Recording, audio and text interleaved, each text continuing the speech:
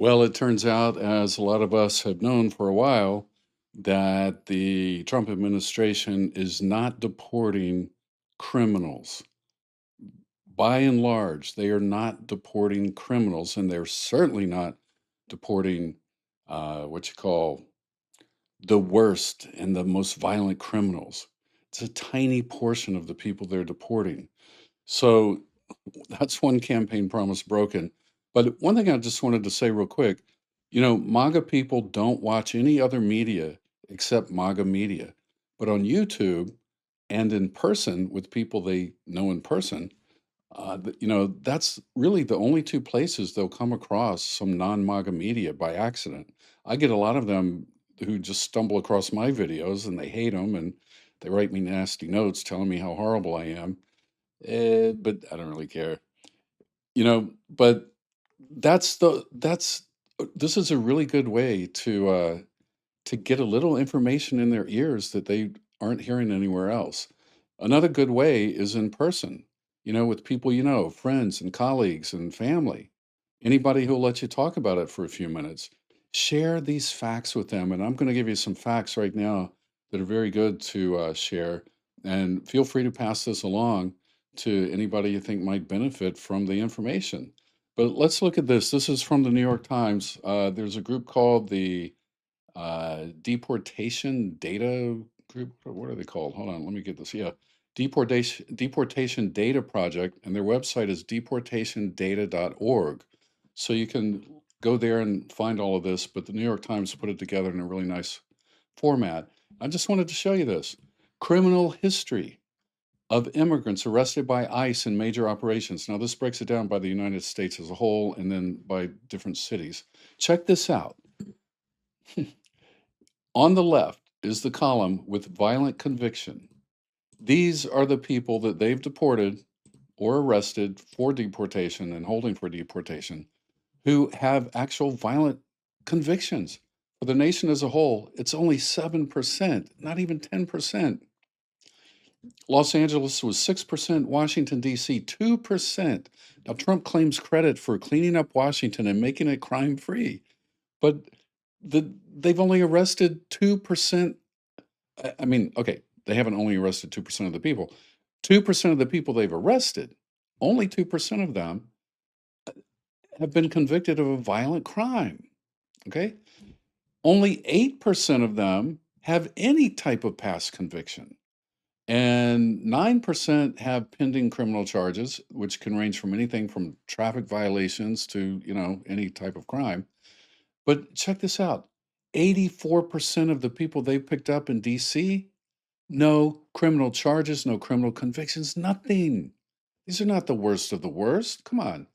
People got to understand this because I see MAGA people watching these arrests, watching these people being treated terribly and cheering it on and going, yeah, go get them. Violent criminals, we need to get them out of here. They literally assume that all the majority of the people they're going after are violent criminals, but they're not. It's the tiny minority. Look, 2% in DC, 2% in Massachusetts, 2% or 3% in Illinois. Okay? This is not what we were told. And I'm convinced it's not what a lot of people wanted who voted for Trump. I'm convinced a lot of his voters truly expected he was going to go after the worst of the worst, as he said over and over again, as he promised. And I'm convinced a lot of people believe that. So you call them, naive or whatever, but, they believed it. And he said it over and over again. So I blame him mostly. But for those people, there's a lot of MAGA people who are in the cult and they're never going to move no matter what. They will, call all this fake news and all that. But look, there's also a lot of people who aren't in the cult, but they've been lifelong conservatives. They can't imagine ever voting for a Democrat, and they trust Trump. They don't like him. They don't like his personal style. They don't like his morals. All these things they don't like, but they believed that he was going to do more of the right thing than they thought a Democrat would do. Okay, so that's fair. That's what they thought. Those are the people that when they see these facts, when they see this information, they're going to be like, "Oh, really? I didn't know that." they're not going to be screaming fake news, because they're not in the cult. These are MAGA people I call on the periphery. They're on the periphery of MAGA, okay? So I think sharing this type of information with them can really, peel some of them away. And if all of us can do a few, every month, and by 3 years from now, when the next presidential election comes along, hopefully we'll peel enough away that they will lose big time. All right, now here's the same information in a graphical form. So again, violent convictions are in the red. Look at this, just to see it graphically. Look at this. This is in LA. This tiny little bit of red are the people that ICE has arrested and working on deporting, and deported some of them, who have committed violent crimes and been convicted. Okay? That's it. Tiny little percent, 2 or 3%. Then you have people with past convictions. Most of the past convictions, this data shows, that weren't violent crimes were traffic infractions. Traffic infractions. They're guilty of running a stoplight. Some are guilty of DUIs. Okay, that's a serious thing. That is not always a victimless crime, so that's serious. But, some of these people were guilty of DUIs literally 25 years ago, and they've been in no trouble since. And they've started families, and they started businesses, and they have jobs, and they've been tax-paying citizens, and they're here legally. They're here legally. Okay. They have visas, they have green cards, whatever it is, but most of them are here legally. All right. Next category, pending criminal charges. So that's this yellow thing up here, pending criminal charges. But look at this, the green, no criminal charges at all in June and July, and it looks like most of the summer, August. The- LA, it looks like 80% of them had no charges at all. And people are cheering it on. Yeah, treat them badly, treat them like trash. These aren't trashy people. These are the kind of people we want. And a lot of them are citizens. They've been naturalized. But more than that, almost all of them are here legally. They're here legally. They have legal status. Okay. Regardless of how they came, some of them may have come illegally, but they became legal after they got here. In other words, our country, our government promised them, we're going to give you this status, and this makes you legal. Okay. So you can't just, turn your back on that and flip the tables on them all of a sudden out of the blue with no notice, no warning, and tell them, hey, so, hey, now we revoke that. We don't recognize that ruling that you're here legally. We're gonna ignore that. You weren't born here. You're going back. This is not right. That's not how our government should treat people. Okay. So anyway, I just wanted to point that out, and I mean, this is damning evidence against the administration, who's out there making people think all these immigrants are horrible, horrible people, the worst of the worst. They are not. They're not at all. A tiny fraction of them. Look at this. Look at this line in D.C.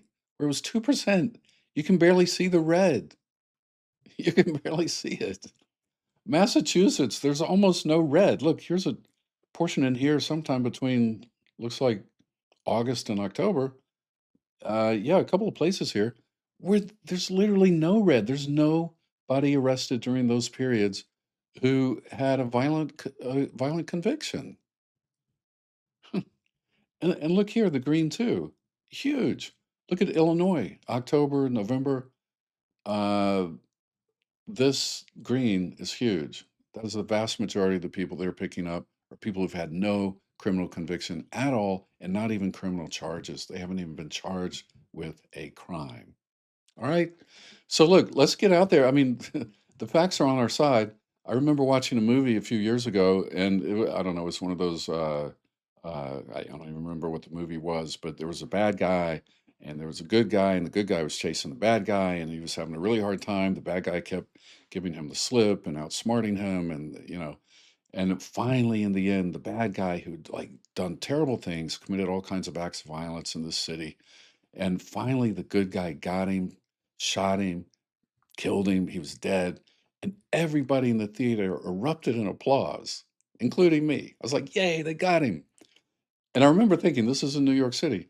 And the audience was so diverse. I mean, there were black people, Hispanic people, Muslims, white people, a few, Christians, and we all come from different backgrounds, different value systems, but when we all saw the same story, we all agreed. That I mean, there were Democrats in that audience, there were Republicans in that audience, there were people who don't care about politics in that audience, and we were all cheering the same thing because we saw the same story. And a big problem that we're having today is people aren't seeing the same story. So when this information is this clear, let's just get this in front of people. People we know who are MAGA people, let's get it in front of them. Okay? That's what we can do. That's what we little people can do, right? Look, my YouTube channel, I did a video a few days ago, and so far, it's been several days. It's gotten 23 views. That's terrible, right? But for me, it's great because you know how many people I would have talked to in that time in person and gotten to share information like this? Zero. So that's 23 times more than I would have gotten to speak to in person. I mean, I don't know. We should all of you should start a YouTube channel. It's easy and it's free.